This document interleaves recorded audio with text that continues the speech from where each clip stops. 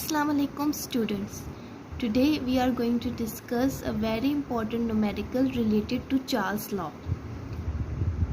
250 centimeter cube of hydrogen is cooled from 127 degrees Celsius to minus 27 degrees Celsius by maintaining the pressure constant. 250 centimetre cube, centimetre cube unit जो है volume का, इसका मतलब हमारे पास V1 250 centimetre cube given है।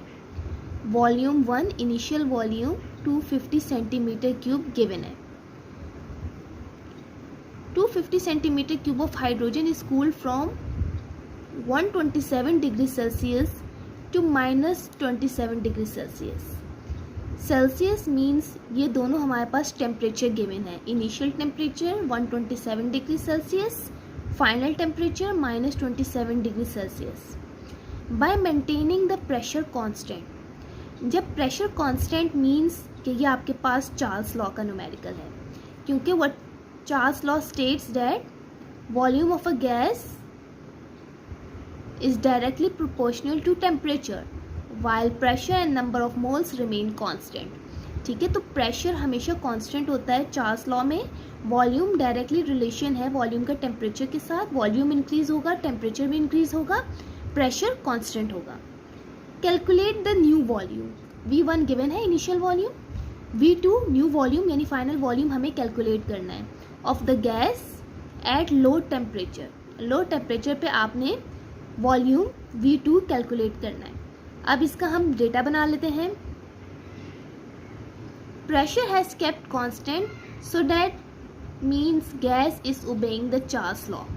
ठीक है, ये मैं आपको पहले बता चुकी हूँ कि प्रेशर कांस्टेंट का मतलब ये है कि जो न्यूमेरिकल है ये हमारे पास चार्ल्स लॉ का है, क्योंकि चार्ल्स लॉ में प्रेशर कांस्टेंट होता है, बॉयल्स लॉ में प्रेशर कांस्टेंट नहीं होता। प्रेशर और वॉल्यूम का इन्वर्स रिलेशन होता है बॉयल्स लॉ में।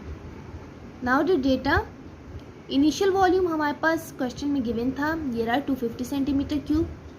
तो ये इनिशियल वॉल्यूम हमने 250 सेंटीमीटर क्यूब लिख लिया। इनिशियल टेम्परेचर क्वेश्चन में गिवन है 127 डिग्री सेल्सियस। 127 डिग्री सेल्सियस इसको कन्वर्ट कर लेंगे केल्विन में बाय एडिंग प्लस 273। जब भी किसी सेल्सियस की वैल्यू को केल्विन में कन्वर्ट करना होता है तो उसमें 273 ऐड कर लेते हैं। 127 डिग्री सेल्सियस में जब 273 ऐड करेंगे 400 केल्विन हमारे पास केल्विन में वैल्यू आ गई। Now final temperature T2 given है हमारे पास सवाल में -27 degree Celsius. -27 degree Celsius plus 273 kelvin में कन्वर्ट हो गया 246 केल्विन। बहुत से स्टूडेंट्स ये माइनस को इग्नोर कर लेते कि -27 नहीं है, ओनली 27 काउंट करते हैं, तो ये गलत है। आप माइनस को भी काउंट करेंगे, माइनस प्लस माइनस, तो 273 में से जब 27 माइनस हो जाएगा तो आपके पास 246 केल्विन आंसर आ जाएगा। फाइनल वॉल्यूम V2 आपने कैलकुलेट करना है, जो यहाँ पर गिवन था कि calculate the new volume. Volume आपने न्यू यानी V2 कैलकुलेट करना है। आपने डेटा पूरा बना दिया। अब सॉल्व करते हैं। Solution according to Charles law, ये चार्ल्स लॉ का फॉर्मूला लगा लेंगे हम न्यूमेरिकल सॉल्व करने के लिए। V1 divided by T1 equals to V2 divided by T2, यानी initial volume, initial temperature, final volume, final temperature. अब हमने इनमें से क्या कैलकुलेट करना है? इधर हमारे पास था सवाल में कैलकुलेट द न्यू वॉल्यूम, यानी V2 हमने कैलकुलेट करना है। V2 इस चीज़ को हमने कैलकुलेट करना है। तो इस चीज़ को कैलकुलेट करने के लिए हम फॉर्मूले को रीअरेंज कर लेंगे। रीअरेंज कैसे करेंगे?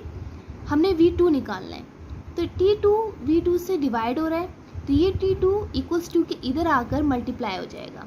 देखें इधर मैंने नीचे आपको करके दिखाया हुआ है, V2 इधर ही रहा, T2 डिवाइड हो रहा था, लेकिन जो चीज़ इक्वल्स टू के एक तरफ डिवाइड हो रही होती है वो दूसरी तरफ जाकर मल्टीप्लाई हो जाती है।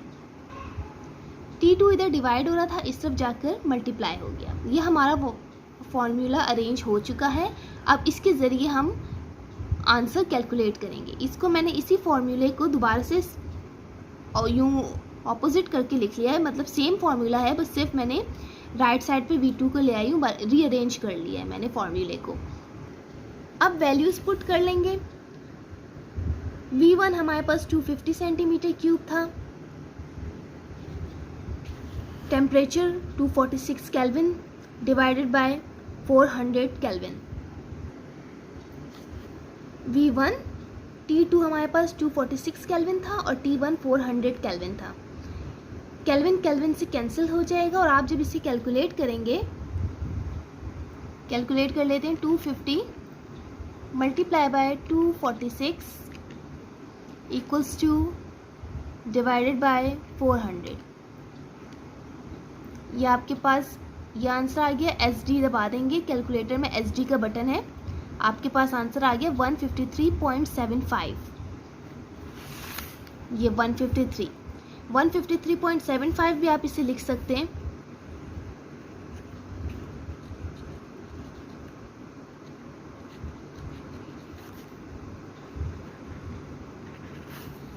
केल्विन केल्विन से कैंसिल हो गया था तो आपके पास यूनिट सेंटीमीटर क्यूब रह गया था, तो आंसर आपके पास 153 सेंटीमीटर क्यूब यानी वॉल्यूम V2 आपके पास आ गया है।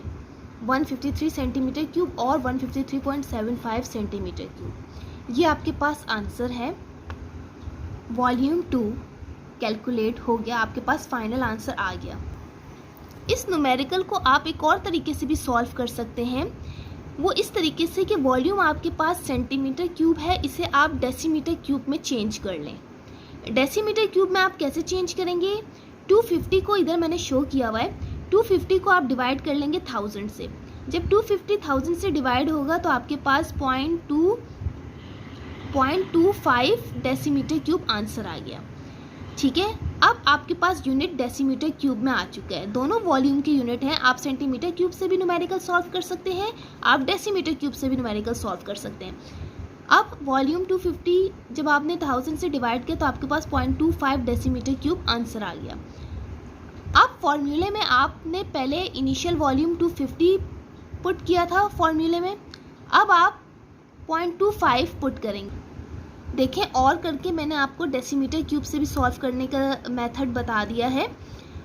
0.25 डेसीमीटर क्यूब आपने वॉल्यूम 1 की वैल्यू पुट कर दी जब आपने सेंटीमीटर क्यूब से डेसीमीटर क्यूब में चेंज कर लिया। इधर ऊपर देखें, हमने सेंटीमीटर क्यूब की वैल्यू लिखी थी तो उसके मुताबिक आंसर आ गया था। इधर हमने डेसीमीटर क्यूब में चेंज करके हमने वैल्यू पुट की। बाकी टेम्परेचर T2 वही रहा, T1 वही रहा, केल्विन केल्विन से कैंसिल हो जाएगा, आपके पास डेसीमीटर क्यूब रह गया। अब आप जब कैलकुलेट करेंगे 0.25 multiply by 246 equals two divided by 400, आपके पास आंसर यह आ गया। SD दबाया 0.153। आप पूरी भी वैल्यू लिख सकते हैं 0.15375, लेकिन पॉइंट के बाद 2 या 3 डिजिट्स काफ़ी होते हैं। तो आपके पास फाइनल आंसर आ चुका है 0.153 डेसीमीटर क्यूब में आपके पास आंसर आ गया, क्योंकि केल्विन केल्विन से जब कैंसिल हुआ तो आपके पास डेसीमीटर क्यूब यूनिट बच गया, तो आंसर आपके पास डेसीमीटर क्यूब में आ गया। वॉल्यूम V2 देखें, ये सेंटीमीटर क्यूब में आंसर था और ये डेसीमीटर क्यूब में। दोनों मेथड से आप सॉल्व कर सकते हैं, यूनिट चेंज करके भी और यूनिट बगैर चेंज किए भी सेंटीमीटर क्यूब से भी सॉल्व कर सकते हैं। Thank you.